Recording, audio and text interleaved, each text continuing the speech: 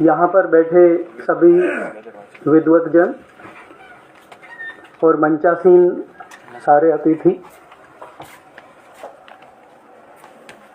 जब इस कार्यक्रम का आयोजन किया जा रहा था और आयोजन के लिए बातें चल रही थी और ये बात हो रही थी कि सतगुरु जी पे बोलना है, उन पे बात करनी है, लोगों को संदेश देना है, तो मैंने सपने में भी नहीं सोचा था कि मुझे बोलना पड़ेगा। अब कुदरत के, परमात्मा के, ईश्वर के या गुरु जी के अपने प्लान होते हैं, किसको मौका देना है, किसको नहीं देना है। वो पत्थर को हीरा बना दें और हीरे को पत्थर बना दें। तो मैं तो वो पत्थर सा पड़ा था और मुझे बोला गया कि आपको की नोट एड्रेस देना है, तो मैं थोड़ा सा घबरा गया। भाई मेरी तो एक्सपर्टीज नहीं है, मनोज जी ने पीएचडी कर रखी है, लोगों ने पुस्तकें लिख रखी है, प्रमोद जी बात करते रहते हैं, डिस्कशन करते रहते हैं। एक दो बार भोले जी ने कांसी टीवी पे बुलवा दिया, तो ये कोई एक्सपर्ट ही नहीं हो गई। तो और फिर और डर लगने लगा कि भोले जी अपनी टीम के साथ आ रही हैं। मैंने कहा ये तो इंटरनेशनल बेइज्जती होनी है आज। परमात्मा की मेहर है। और मैं जैसे ही प्रवेश किया और आया तो मुझे नहीं पता था कार्यक्रम कहाँ हो रहा है। मैं पंजाबी डिपार्टमेंट में चला गया तो गुरुजी बैठे थे। बोला जी अब आप आगे तो प्रसाद ले लो पहले। मैंने कहा अब कल्याण हो जाएगा, शायद उसकी मेहर हो गई मुझ पर। मैं आपको बता दूं, मैं कोई एक्सपर्ट नहीं हूं, मुझसे जो गलतियां हों उसके लिए माफ़ करना, लेकिन एक मन में हमेशा इच्छा रहती है कि हम उन हस्तियों की बात करें जिन हस्तियों ने जीवन को सरल बनाया। हम उन गुरुओं की बात करें जिन्होंने मार्ग दिखाया। हम उस समय की बात करें जिस समय में जिन कठिनाइयों को लेकर वो जीते रहे, सिर्फ इसलिए ताकि आने वाली नस्लें जिंदा रहें। तो उसी सिलसिले में मैं, क्योंकि बातें तो सारी कह ही दी गई, मैं बैठा बैठा यही सोच रहा था कि मैं तैयार करके आया तो सब बोल दिया, अब मैं क्या बोलूंगा। बातों को हर बार उन्हीं बातों को बोला जाता है, लेकिन अलग अलग ढंग से कह दिया जाता है। और सबसे पहले जब हम बात करते हैं उनके जन्म की, बड़ी भ्रांतियां रहीं, बड़ी बड़ी चीजें रहीं। और दिल्ली विश्वविद्यालय में मैंने भी जब ज्वाइन किया तो ये सोचा कि कुछ अच्छा किया जाए और गुरुजी महाराज पे या कुछ ऐसे हस्तियों पे बात की जाए जिन्होंने जीवन को सरल बनाने के लिए काम किया और अपनी पूरी जिंदगी लगा दी। और मैं आपको यहाँ इस मंच से बताना चाहता हूँ कि इस बार दिल्ली विश्वविद्यालय में एक पीएचडी जरूर एक बच्चा मेरे साथ करेगा, सतगुरु रविदास जी पे। मैंने अपने विभाग को 2 सीटें दी हैं कि मेरे पास 2 बच्चे आएंगे, उनमें से एक बच्चा कोई यहाँ हो तो वो सुन ले और कहीं और हो। जो भी सतगुरु रविदास जी पे पीएचडी करना चाहता है वो दिल्ली विश्वविद्यालय आए, स्वागत है। अब हम बात करते हैं कि कब पैदा हुए, क्यों हुए, कैसे हुए। ये शोध का विषय हो सकता है, शोध हो भी गई इस पे, लेकिन अगर हमने सारी बातें जान भी ली तो भी जान के हम क्या करेंगे। सिर्फ इतना पता चलाएंगे कि ये उस समय हुआ, तो हमारे पास अंदाजन समय सारे हैं। और चूंकि एक ऐसे समय में उनका जन्म हुआ था जब भारत में एक विशेष काल चल रहा था, मैं उसको विशेष काल बोलता हूँ। यहाँ मेरे हिंदी और पंजाबी के विद्वान बैठे हैं, कमलजीत जी मुझे बाद में डांटेंगे, अभी तो नहीं डांटेंगे। 6वीं शताब्दी से लेकर और 18वीं शताब्दी तक भारत एक दौर से गुजरा है। और क्यों गुजरा है इसका भी एक कारण है। आप कभी भी अपने भविष्य से सीख नहीं सकते हैं, क्योंकि हमें पता ही नहीं क्या होने वाला है। वर्तमान में हम पता नहीं कहाँ खोए रहते हैं। हमें नहीं पता क्या करना है क्या नहीं करना है, एकदम भ्रमित से रहते हैं। हर सेकंड वर्तमान निकल रहा है। तो सीखने का एक ही समय हमारे पास बचता है, वो है भूतकाल। हम पीछे देखें क्या हुआ, कैसे हुआ, कब हुआ, क्यों हुआ, और उससे हम अंदाजे लगा लेते हैं कि अब हम क्या फेस कर रहे हैं और भविष्य में क्या आने वाला है। तो भक्ति काल को अगर हम पूरे को देखें तो हमें यह पता चलेगा कि भक्ति काल क्या था। मैं जहां भी जाता हूं, जहां भी देखता हूं, देश विदेश में भी गया, यहां भी गया, काशी टीवी पे भी 2 बार बोल के आया, एक बहुत बड़ी फौज मुझे दिखाई देती है जो उस अध्यात्म को, उस काल की भावनाओं को लेके आगे बढ़ रही है। और वो भावना एक ही है। जितने हम बैठे हैं उन सब में ज्योति एक है, नूर एक है। सतगुरु रविदास जी महाराज जी की भाषा में कहें तो वो सब में उपजा नूर एक ही है। अगर उसको हम देख के बाहरी आवरण को ना देखें तो मैं समझता हूं हम महाराज जी की सही शिक्षा को ग्रहण करके सही आगे बढ़ रहे हैं। लेकिन विज्ञान और ज्ञान, इसमें भेद करने वाले हमारे बहुत सारे विद्वान जन हैं। बार बार बहस होती है विज्ञान बड़ा है कि ज्ञान बड़ा है। आज मैं ये भी थोड़ा सा कोशिश करूंगा कि गुरुजी एक बहुत बड़े वैज्ञानिक थे और इतना बड़ा विज्ञान दिया है पूरे समाज को, पूरी दुनिया को, कि शायद ही उस विज्ञान का कोई दूसरा रूप कोई ले पाया हो। लेकिन समस्या एक आती है और वो हर युग में आती है कि हम उस ज्ञान को उन लोगों तक कैसे पहुंचाएं जो मानते ही नहीं है कि ये ज्ञान है। देखिए, विज्ञान ज्ञान से हमेशा छोटा रहा है। आज का वैज्ञानिक मैं नहीं मानता कि गुरुजी से बड़ा है। ज्ञान एक बहुत बड़ा दायरा है और विज्ञान सिर्फ उतनी जानकारी है जितनी हमने प्राप्त कर ली, खोज कर ली। जितनी चीजें आज तक विज्ञान ने खोजी हैं वो उससे पहले भी थी। ये पृथ्वी गोल ही थी। विज्ञान ने कब बताया ये बात अलग है, लेकिन उससे पहले ये ज्ञान हमारे गुरुओं को उपलब्ध था और उस शून्य की कल्पना बहुत दिनों से की हुई है हमारे भारतीय ज्ञान परंपरा ने। लेकिन नास्तिकों की एक बाढ़ आई हुई है जो ना गुरुजी को मानते हैं, ना गुरुजी के अध्यात्म को मानते हैं, ना कोई और भक्ति काल की रचना को मानते हैं कि ये कोई इस तरह का हुआ भी होगा। उसका एक सीधा सीधा रीजन है जो मैं आपको बताना चाहूंगा कि गुरुजी जब अपनी फिलोसफी की बात करते हैं या हम उनकी आइडियोलॉजी की बात करते हैं तो वो करुणा और समता, एकता पे बात करते हैं। अब ये दोनों चीज क्यों चाहिए थी? अगर हम उनके बर्थ की कंट्रोवर्सी को भी थोड़ा सा आगे निकाल दें तो इन दोनों की ही बात क्यों करते हैं? उनके जन्म के बारे में जो सबसे सटीक जानकारी है वो अमृतवाणी जो सतगुरु रविदास जी के मंदिर में ही रखी है बनारस में, उसी में मिलती है। और उन्होंने लिखा है उसमें अमृतवाणी किताब में कि 1435 की माघ सुदी 15 दुखियों के कल्याण हित प्रगटे श्री रविदास। अब इसको आप आज की तिथि में निकाल लें। ये लोगों ने कहा 1377 में हुए, 78 में हुए, 98 में हुए। वो 10-20 साल का जो अंतर है उसको छोड़िए, उन्होंने क्या किया हम उस पर बात करते हैं। उनमें कोई फर्क नहीं पड़ता उन 10-20 सालों में क्या हुआ क्या नहीं हुआ। बहुत सारे लोग कहते हैं कि बचपन में उनके एक कहानी है छोटी सी कि वो लुका छिपी का खेल खेल रहे थे और अगले दिन उस दिन बारिश शुरू हो गई, सब चले गए घर पे। उनका जब नंबर आया तो बाद में अगले दिन वो उनके घर गए तो पता चला कि वो बच्चे की डेथ हो गई, उनके परिवार वालों ने बताया। और फिर बताते हैं कि गुरुदेव रविदास जी ने उनको आवाज़ मारी और वो,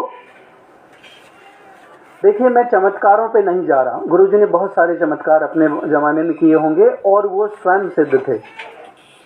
ये भारत अगर आज से सिर्फ 20 साल पहले, मेरे से जो 10-20 साल बड़े वो भी जानते हैं और मेरी उम्र के भी जानते हैं, इस भारत की भूमि पर हर 10-20 कोस पर एक सिद्ध महात्मा पैदा हुआ है, हर 10-20 कोस पर। और उस महात्मा का कभी भी ये प्रयास नहीं रहा कि मैं बहुत सारे चेले बना लूं या मेरे पीछे भीड़ चले।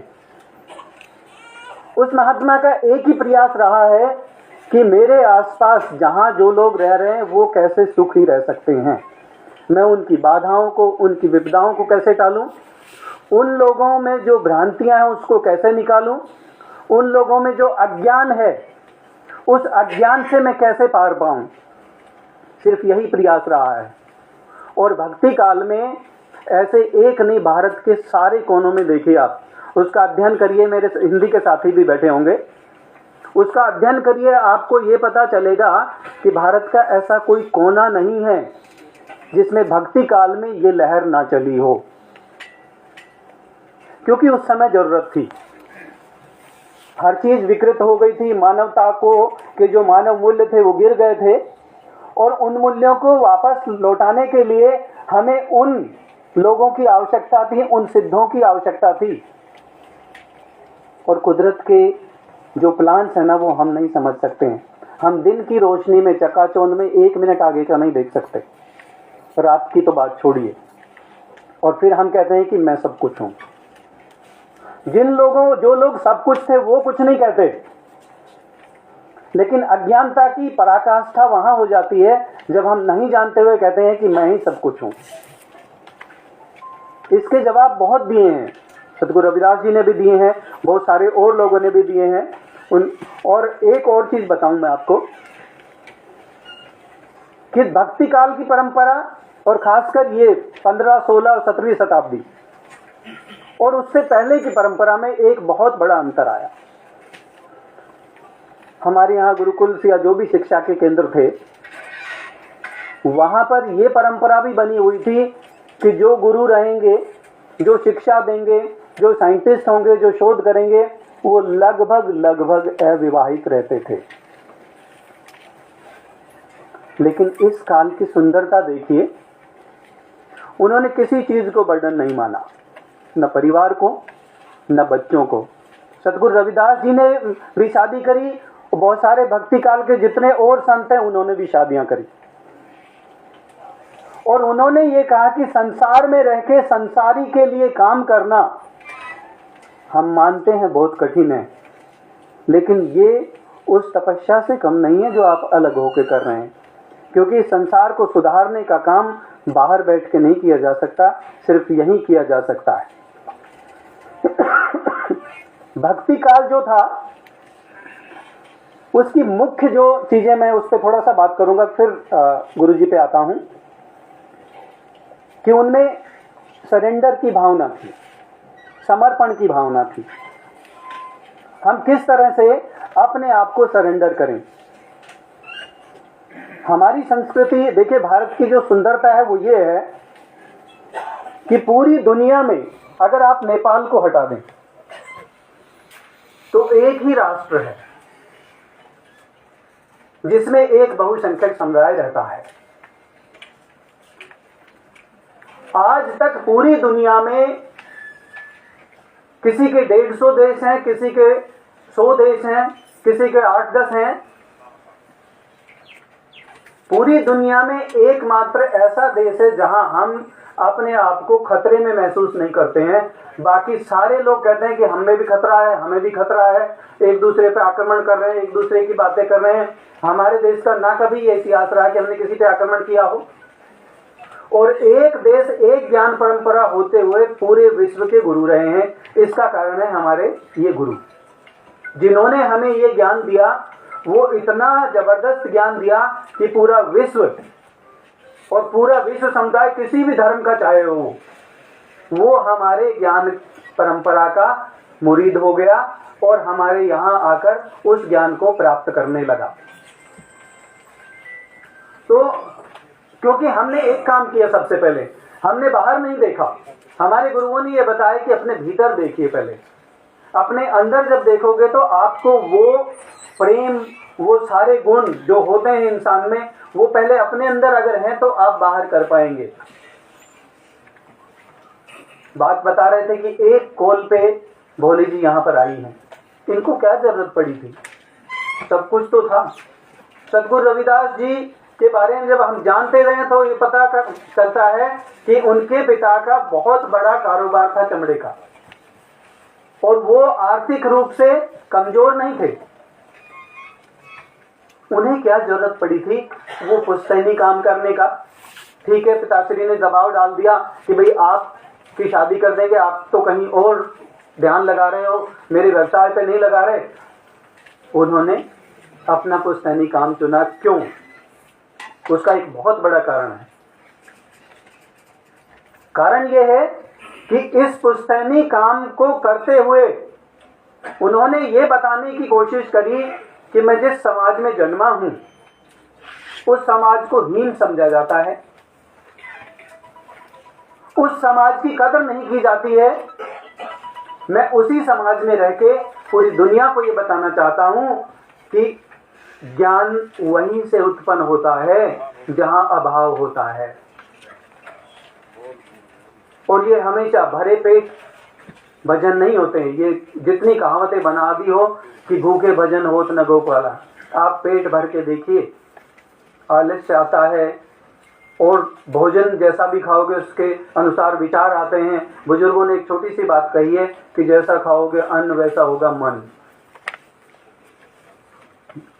जो भाव बनता है, जो गुरुओं की शिक्षा ग्रहण करने का और इस प्रकृति और इसकी शक्ति से जुड़ने का भाव बनता है, वो तो अभाव में ही बनता है। इसलिए लोग कहते हैं कि वो पहले दलित साहित्य के जनक थे।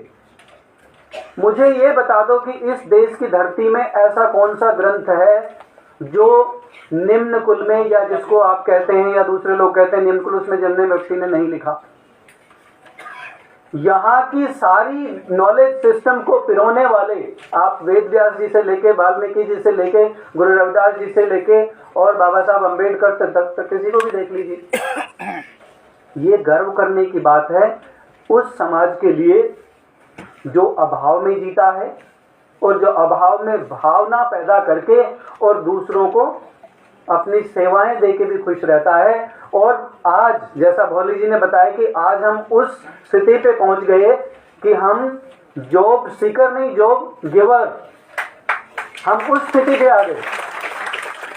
ये मेहनत और उन लोगों की सारी परमात्मा की इच्छा का फल है, जो उनका आशीर्वाद है हमारे साथ। मैं एक चीज जो बात करना चाहता हूं आपसे, अभी बात कर रहे थे हम सब, जॉइंट सेक्रेटरी साहब भी कर रहे थे, ध्वनि वाणी की बात हो रही है। हम वाणी को इतना महत्व क्यों देते हैं? सदगुरु रविदास जी की जब वाणी की बात करते हैं या गुरु ग्रंथ साहिब में उनकी वाणी जो ले ली गई उनकी बात करते हैं या और गाई जाती है उनकी बात करते हैं, तो मैं इसको ना थोड़ा सा कंटेम्परेरी सेंस में अभी की बात से जोड़ रहा हूँ। जो लोग साइंस पे ज़्यादा, या जो जहाँ नास्तिकता का आवरण छाया हुआ होता है, वो साइंस की जब बात करते हैं तो मैं साइंस की ही बात करता हूँ। वाशिंगटन की एक यूनिवर्सिटी में एक रिसर्च हुआ है, 2013 में पब्लिश हुआ है वो रिसर्च।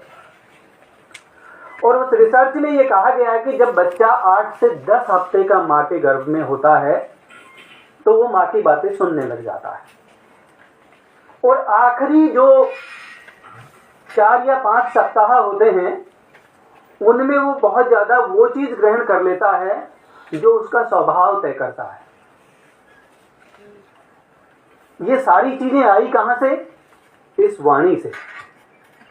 जब मैं साउंड पर रिसर्च करने लगा और साउंड को खोजने लगा, ध्वनि को खोजने लगा, तो मुझे इस बात का कहीं कोई सबूत नहीं मिला कि ध्वनि को पैदा किसने किया, कहां से आई ध्वनि। गुरु रविदास जी ने गाया, रागों में गाया, दूसरे लोगों ने गाया, कोई ख्याल में गाता है, कोई ठुमरी में गाता है, कोई हमारे जो राग है उनमें गाता है, तो एक चीज जो समझ में आई वो ये थी कि ध्वनि पता नहीं कहां से आई, हमें नहीं पता,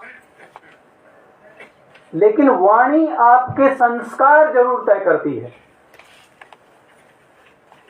अगर आपकी भाषा सही नहीं है और आपके शब्द जो आपने चुने हैं वो रोजमर्रा की जिंदगी में सही नहीं है, तो आपका स्वभाव, आपका थॉट प्रोसेस कभी ठीक हो ही नहीं सकता है। मैं बड़े खेद के साथ एक बात बताना चाहता हूं, अगर हम गुरुजी की शिक्षाओं का वास्तव में आज पालन करना चाहते हैं, तो मैं जब अपने घर से निकलता था तो एक स्कूल के सामने से, पहले रामलाल आनंद इवनिंग कॉलेज में हुआ करता था, तो दोपहर में जाया करता था, और छोटे बच्चों की छुट्टियां होती थी और बड़े बच्चे आते थे। जब उन बच्चों के पास से निकलता था या वहां पर कई बार रुक जाता था, तो मेरे कानों में कुछ ध्वनियां पड़ जाती थी। वो शब्द जो वो लोग इस्तेमाल करते हैं, ना टीचर पढ़ाता है, ना किताबों में लिखे हैं, ना माँ बाप उनकी शिक्षा देता है, वो आए कहां से उनके दिमाग में। आप एक रिसर्च को खोलिए और देखिए कि जो लोग कीर्तन में बैठे हैं, जिन्होंने अपना जीवन कीर्तन में बिताया है, या गुरुजी की वाणी या कोई और अच्छी ध्वनि सुन के बिताया है, और जिन लोगों की जबान पर हर वक्त गालियां रहती हैं, उन दोनों की मानसिकता का कभी फर्क देखिए तो आपको पता चलेगा कि सतगुरु रविदास जी की वाणी का क्या महत्व है। ये बड़ी ताकत रखती है वाणी, और ध्वनि को हम कभी इग्नोर नहीं कर सकते। कीर्तन का मकसद सिर्फ यही था। देखिए, गुरुजी ने सिर्फ एक बात कही है कि अंदर झांकिए और उस ज्योति को देखिए, लेकिन फिर शब्दों की, फिर वाणी की रचना क्यों करी? वो जानते थे कि मैं जिनसे बात करना चाहता हूं, मैं जिन लोगों के लिए काम करना चाहता हूं, मैं जो समाज में अच्छाई लाना चाहता हूं, हो सकता है उसके लिए वो सारे लोग ना राजी हो, या उनमें वो क्षमता ना हो कि वो 2 घंटे चुपचाप बैठ के अपने अंदर झांक सके। मैं भगवान बुद्ध का एग्जाम्पल लेता हूं। वो तो राजकुमार थे, पहले राज त्यागा, फिर आंखें बंद करी, और फिर अंतर में झांका, और फिर ज्ञान प्राप्त हुआ। इसका मतलब ये है कि हमारे जो कान, नाक, आंख, जो हमारे सेंस ऑर्गन्स हैं, वो यहां पर इस धरती पर हमें मिले हैं, और चूंकि ये जगत मिथ्या है तो ये मिथ्या देखते हैं। ऐसे लोग जिन्होंने बंद आंखों से साहित्य लिखा है, जिन्होंने चुप रह के बोला है, ऐसे से काम कर गए जो बहुत बड़े काम थे। सतगुरु रविदास जी जब लिखते होंगे तो जरूर एकांत में अपनी झोंपड़ी में बैठ के चिंतन करते होंगे कि मैंने क्या देना है इस संसार को। वो चाहते तो पूरी जिंदगी ऐशो आराम में गुजार देते अपने पिता का बिजनेस संभाल कर, और उनकी महानता देखिए। मनोज जी ने भी अपने एक लेख में लिखा है कि वो हर रोज एक जोड़ा जूती का दान किया करते थे। क्या जरूरत आन पड़ी थी? पिता नाराज भी होते थे कि करता कुछ नहीं है और रोज एक जोड़ा जूती दान कर देता है। तो जब हम कमाई की बात करते हैं और जब इस दौर की बात करते हैं जिस दौर में लोगों में अभाव था या लोगों को बहुत हर समय नीचा दिखाने की कोशिश की जाती थी, ये दौर यूरोप में भी था। और पोप नाम का उनका जो विद्वान है उसने एक कंडीशन लगा दी थी कि आप अपनी कमाई का 10% चर्च में दोगे, और उन्होंने कहा कि जो चर्च में 10% दान देगा वही भगवान या स्वर्ग में जाने का टिकट प्राप्त करेगा। इन भ्रांतियों को दूर करने के लिए हमारे भक्ति काल के संतों ने बहुत बड़ा योगदान दिया, जिसमें गुरुजी रविदास का बहुत बड़ा योगदान है। एक जोड़ा जूती किसी मंदिर या किसी ऐसे व्यक्ति को, पुजारी को ना देके वो जरूरतमंद को दिया करते थे, ताकि उसका महत्व और कीमत बनी रहे। वहां पे भी विरोध हुआ, यूरोप में भी विरोध हुआ कि अगर भगवान अंदर बैठा है तो हम चर्च में पैसे देके स्वर्ग की टिकट क्यों खरीदेंगे, हम तो उससे अपने एकांत में बैठ के अंदर चर्चा करेंगे ना। अब देखिए, उस बात को सतगुरु रविदास जी यहाँ कह रहे हैं और बहुत पहले कह रहे हैं कि अपने अंतर में झांकिए, देखिए हम इनको क्यों पढ़ें और इनका आने का उद्देश्य क्या था इस धरती पर। बातें चल रही थी कि अभी उनको अवतार घोषित कर दिया जाता या किसी अच्छी कास्ट में आते तो पता नहीं क्या कर दिया जाता। हम इस बात को क्यों सोचते हैं? सतगुरु रविदास जी की पूरी वाणी में आपको नफरत नहीं मिलेगी, गुस्सा मिल सकता है। जहां तक मैंने समझा है गुरु जी को, गुरु जी पंजाबी में एक 2 लाइन है, माफ करना मैं अगर गलत बोल रहा हूं तो कमल जी। लख लख रोज ढिंडोता फिरते ते 100 करण दवारे, तीर्थ यात्रा एक न चढ़दा ते दान करे वो भारे, बिसरे ग्वाल रब नहीं मिलदा जिंदी मन दी खुद नहीं बेचारे। जितना मर्जी दान कर लो, जितना मर्जी तीर्थ कर लो, अगर आपने अपने मन से जरूरतमंद की मदद कहीं नहीं करी है तो आपका जीवन व्यर्थ है। और हम दूसरों को गालियां क्यों दें? हम किसी लकीर को क्यों काटें? हम एक बड़ी लकीर खींच देना, जो कि कर रहे हैं। तो मैं सतगुरु रविदास जी के बारे में ये बताना चाहता हूं कि उनका उद्देश्य क्या था, जीवन में क्यों आए। एक तो उस समय जितना भी ज्ञान का भंडार था वो ऐसी भाषा में था कि कुछ समझ ही नहीं सकते थे लोग। ये पहली बार एक भाषा लेके आए जो लोगों की भाषा थी। कोई साहित्यिक भाषा कभी भी उन लोगों की, उन सिंपल लोगों की भाषा नहीं रही जिनको वास्तव में ज्ञान की आवश्यकता है। इसलिए ज्ञान कुछ लोगों तक सीमित था या कर दिया गया। लेकिन ऐसे सुधारक, ऐसे विचारक, मैं इनके एग्जाम्पल भी लेके आया हूं कि देखिए उन्होंने एक बात कही है, ब्राह्मण खत्री वैश्य शूद्र रैदास जन्म ते नाही, जो चाहिए सुमरन कहूं पावई कर्मन माही। अब इसी बात को बहुत सारी जगह, बहुत सारी किताबों में, बहुत सारी भाषाओं में ऐसी तरीके से कही जाती थी कि आम आदमी की समझ में ही ना आए वो क्या है। फिर हम समझने के लिए एक ऐसे व्यक्ति की तलाश करें जो हमें बताए, फिर हम उस व्यक्ति की पूजा करने लगे। रविदास जी ने कभी नहीं कहा कि मुझे कोई गुरु माने या मेरी पूजा करे। गुरु करे सो मत करो, गुरु कहे सो जरूर करो। ये हमेशा उनकी बात रही थी। और इसी श्लोक को एज इट इज गीता में लिखा गया, चातुर्वर्ण्यम मया सृष्टि गुण कर्म विभाग से। उन्होंने उन बातों को जो लोगों के मतलब की थी उनको बहुत सरल भाषा में लेके आए और उसी सरल भाषा में उसको बताया। और उन्होंने ये बताया कि हमें कोई गुफा नहीं चाहिए, कोई जंगल नहीं चाहिए, कोई हिमालय नहीं चाहिए, किसी तरह का कोई एकांत नहीं चाहिए। लोगों के बीच में रह के कीचड़ में जैसे कमल खिलता है हम उस तरह से खिलते रहेंगे। ये उनकी मेन शिक्षा थी। ज्ञान प्राप्ति का साधन ये नहीं है कि आप बहुत एकांत में जाके तपस्या करके, ये जीवन, ये गृहस्थी चलाना एक बहुत बड़ी तपस्या है जिसके साथ आप सारे ज्ञान को प्राप्त कर सकते हैं। अगर रविदास जी से एक चीज सीखनी है किसी को तो गुरु जी से एक चीज बहुत बढ़िया सीखने की है, वो है उनकी कर्तव्य परायणता। मैंने अभी बताया कि वो चाहते तो पूरी जिंदगी ऐसे जी सकते थे, अपने व्यवसाय को, अपने पुस्तैनी व्यवसाय को बहुत आगे बढ़ा के या अपने पिता की मदद करके। लेकिन उन्होंने एक ही बात सुनी कि मेरे जीवन का उद्देश्य कुछ और है। और आप यकीन मानिए, ये प्रकृति दिल को जहां चाहती है वहीं ले जाती है। आप अपने भूतकाल में जाके देखेंगे, अपने जीवन को देखेंगे तो ये पता चलेगा कि आपके जीवन की एक दिशा थी और आप बलपूर्वक उसी दिशा में बढ़े जा रहे थे। और जिनको अच्छाई मिलनी होती है, जिनको यश कीर्ति मिलनी होती है, उसमें भी इस प्रकृति का योगदान है। हम चाहकर भी ये चीज प्राप्त नहीं कर सकते। आज इस समाज ने 650 वर्षों में कोई दूसरा गुरु जी दिया है क्या?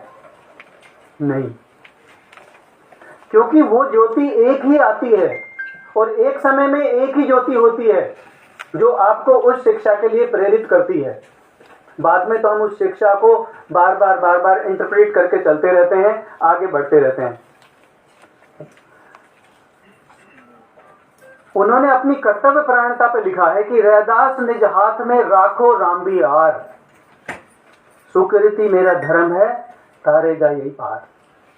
जो मेरा कर्म है, जिस धर्म को लेके हम इतने बहुत हमेशा गुस्से में रहते हैं या हम ये सोचते हैं कि ये खतरे में वो खतरे में, उस धर्म के बारे में उन्होंने कहा है कि आपका कर्म आपका धर्म है। वो कर्म अगर आपने निभा लिया और जिंदगी भर उसको कर लिया तो वो धर्म भी आपने निभा लिया।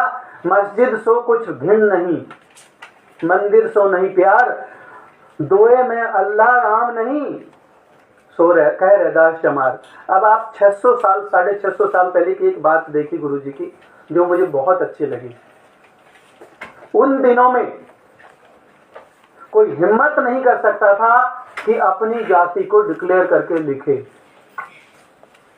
एकमात्र ऐसे संत हैं जिन्होंने अपनी जाति को, और नीची जाति को बात कर रहा हूं खासकर, डिक्लेयर करके लिखा कि हाँ मैं इस जाति से हूं। लेकिन इसका अर्थ ये नहीं है कि मैं ज्ञान प्राप्त नहीं कर सकता या ज्ञान को बांट नहीं सकता हूं। ज्ञान को प्राप्त करना जितना कठिन है, बांटना उससे भी ज्यादा कठिन है, क्योंकि आपको सुपात्र तलाशने होते हैं। लेकिन रविदास जी महाराज ने कभी भी किसी को भी कहीं ऐसा, पूरी वाणी में पूरे जीवन काल में ऐसा उदाहरण नहीं है जहां किसी को नफरत की निगाह से देख के ये कहा हो कि मैं तुम्हें नहीं बता सकता, नहीं सिखा सकता।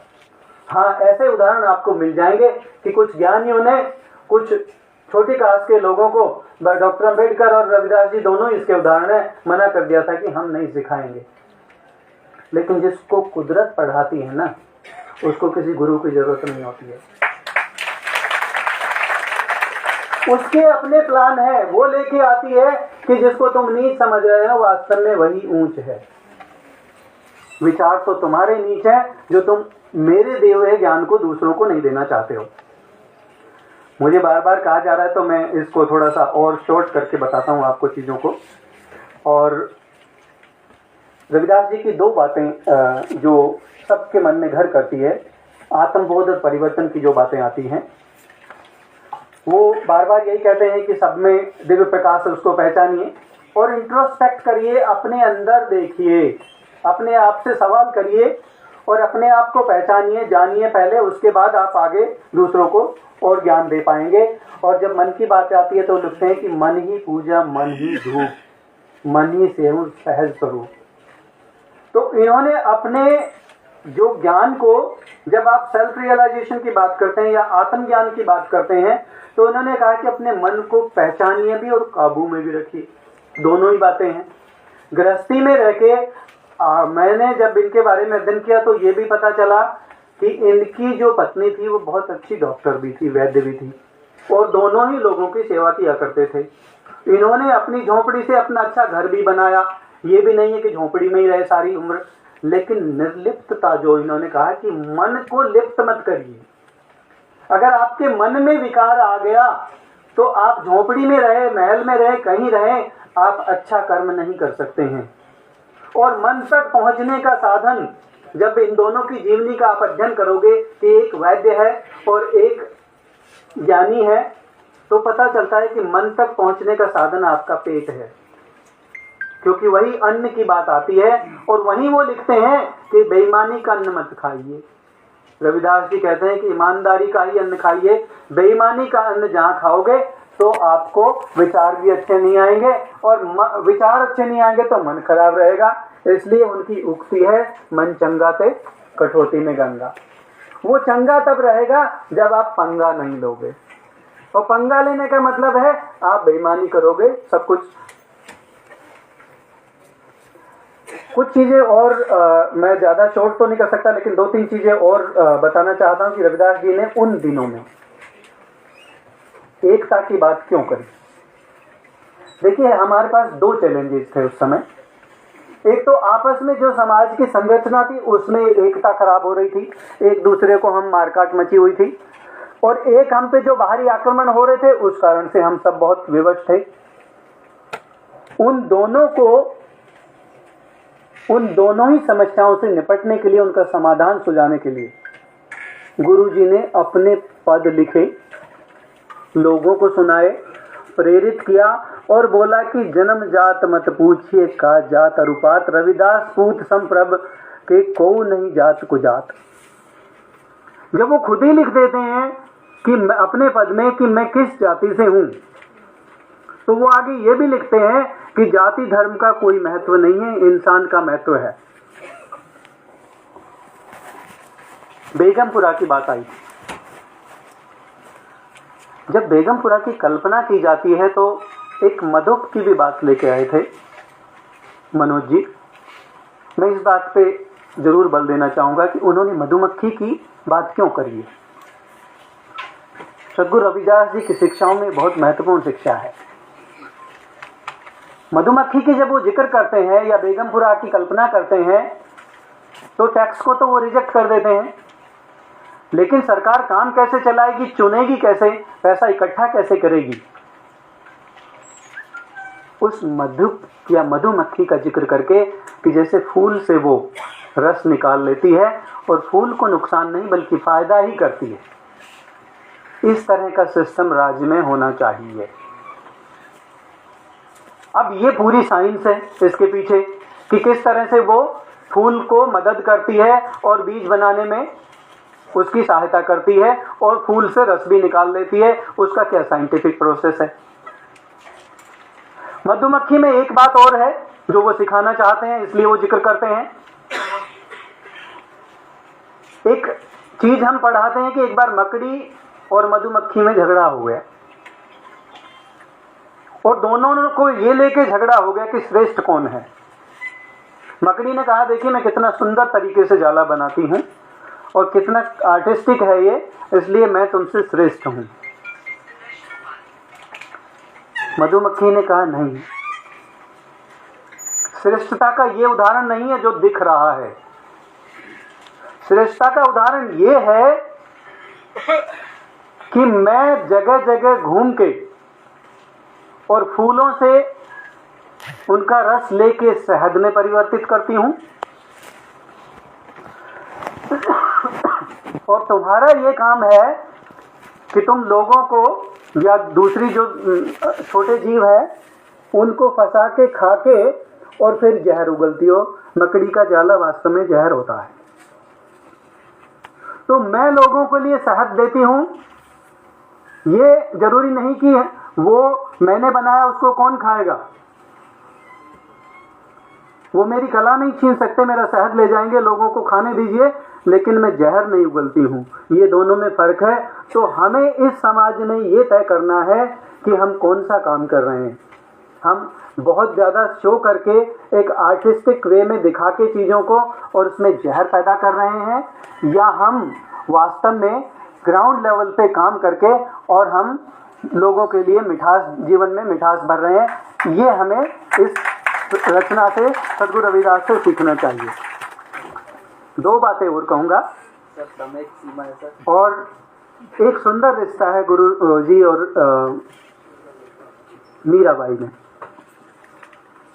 और प्रकृति की रचना देखिए आप, ये समझने की और शोध की बातें हैं कि एक राजस्थान में पैदा होती है, एक यूपी में पैदा होते हैं, और दोनों ही राज्यों में जातिगत जो भेदभाव थे वो चरम सीमा पे थे। एक राजपूत समाज से है और एक छोटे समाज से आते हैं। ऐसा क्या हुआ कि प्रकृति ने दोनों को एक करीब एक साथ लेके आया। अगर रजवाड़े और मीराबाई के जो दादा थे और उनके रिश्तेदार थे, वो गुरुजी के शिष्य नहीं बनते तो प्रकृति का काम अधूरा रह जाता। फिर एक ही बात होती। आज जैसे बहुत लोग बोलते हैं ना बाबा साहब के बारे में, अंबेडकर साहब के बारे में कि ये तो दलितों के मसीहा हैं, दलितों के नेता हैं, उस पर भी कभी चर्चा करेंगे कि वो नहीं है। तो ऐसे ही गुरुजी के बारे में बोल दिया जाता कि इन्होंने तो छोटे लोगों का कल्याण किया है, उनको तारा है, बड़े लोगों के जीवन में तो कोई भूमिका नहीं है। उनका जवाब दिया प्रकृति ने और राजपूतों को उनका शिष्य बनाया। तो कितना सुंदर सब प्रकृति जो करती है उसका हमें आदर करना चाहिए। और गुरुजी वास्तव में किसी एक वर्ग के नहीं है, वो सब वर्गों के हैं। अंत में एक ही चीज कहूंगा मैं कि यदि आपने उन पर कोई कार्य करना है और उन पर शोध करनी है तो पंजाबी डिपार्टमेंट भी ये शोध कराए कि उनकी लिंग्विस्टिक स्ट्रक्चर क्या है, उनकी भाषा जो है उस भाषा का स्वरूप क्या है, उस भाषा से जो ध्वनि तरंग पैदा होती है उस तरंग का असर क्या है, उन्होंने जो पद लिखे हैं वो दूसरों के मन तक कितने उतर के क्या परिवर्तन लाते हैं। सुधारकों का एक ही काम रहा है, परिवर्तन लाना, और उसमें गुरु रविदास जी का कोई शानी नहीं है। मैं माफ़ी चाहूँगा मुझसे कोई गलती हुई हो तो, समय का अभाव था और बातें बहुत सारी कहने को थी। गुरु जी के बहुत सारी ऐसी शिक्षाएं हैं जिन पे हम बात कर सकते हैं, जिन पे हम आगे बढ़ सकते हैं। मैं आप सबसे अंत में एक ही प्रार्थना करूँगा कि ये देश महान रहा है, इस देश की ज्ञान परंपरा बहुत महान रही है। आप दूसरों को गाली मत दीजिए, दूसरों को नीचा ऊंचा मत समझिए। गुरुजी को अगर सही रूप से पालन करना चाहते हैं और उनकी शिक्षाओं का ग्रहण करना चाहते हैं तो गुरुजी ने कहीं भी पूरे अपने साहित्य में इस देश को कमजोर नहीं बताया है। इस देश की व्यवस्था को जरूर कमजोर बता दिया कहीं ना कहीं, लेकिन देश कमजोर नहीं है। हम वो देश रहे हैं जो विश्वगुरु थे और विश्वगुरु रहेंगे, क्योंकि हमारे देश में इस मिट्टी ने ऐसे संतों को जन्म दिया है और ऐसे संत आते रहेंगे, पूरे विश्व को शिक्षा देते रहेंगे। जय गुरुदेव, धन गुरुदेव।